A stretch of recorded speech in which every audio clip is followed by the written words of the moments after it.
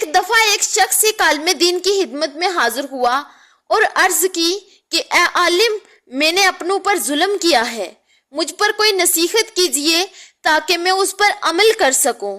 عالم دین نے فرمایا، اگر تو مجھ سے 6 نصیحتوں کو قبول کرے گا تو اس کے بعد کچھ بھی کرے گا تو وہ تجھے نقصان نہیں پہنچائے گا۔ پہلی یہ ہے کہ جب تو گناہ کرے تو خدا کی روزی نہ کھا۔ اس نے کہا، جب رزق ہی وہی ہے تو اور کہاں سے کھاؤں گا؟ فرمایا، یہ بات اچھی نہیں ہے کہ اللہ کی نافرمانی کرے اور اس کی روزی بھی کھائے۔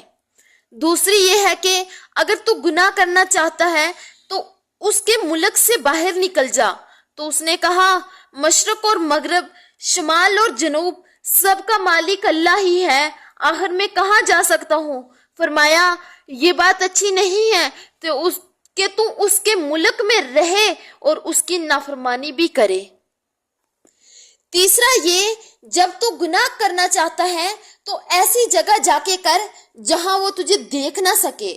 اس نے کہا، وہ تو ہر جگہ موجود ہے، وہ دلوں کی پوشیدہ باتوں کو بھی جانتا ہے، ایسی جگہ کون سی ہے جہاں وہ موجود نہ ہو؟ تو فرمایا، یہ بات اچھی نہیں ہے کہ تو اس کو حاضر اور ناظر بھی جانے اور پھر بھی بے دھڑک ہو کے گناہ کرے۔ چوتھی یہ کہ جب فرشتے تیری روح قبض کرنے آئے تو انہیں کہہ دینا کہ مجھے توبہ کرنے کی مہلت دے دینا۔ اس نے کہا، بھلا وہ میری بات کیوں قبول کریں گے؟ موت کا وقت تو مقرر ہے۔ فرمانے لگے، اگر تم کو یہ اختیار نہیں کہ توبہ کے لیے مہلت حاصل کر لو تو اس بات کو دل سے کیوں نہیں سوچتے اور موت کے آنے سے پہلے توبہ کیوں نہیں کر لیتے؟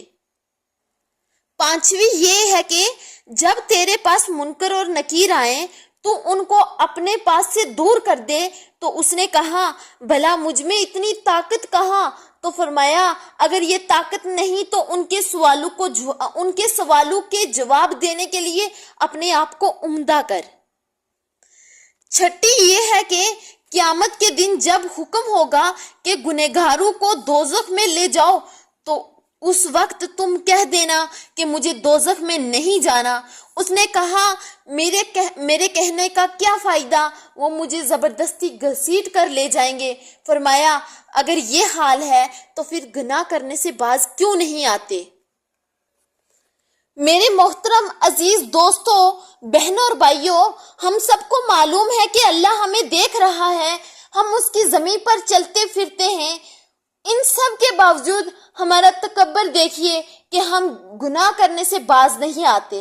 لیکن تعجب کی بات یہ ہے کہ ہم سب جانتے ہیں پھر بھی ہم اللہ کا خوف نہیں کرتے۔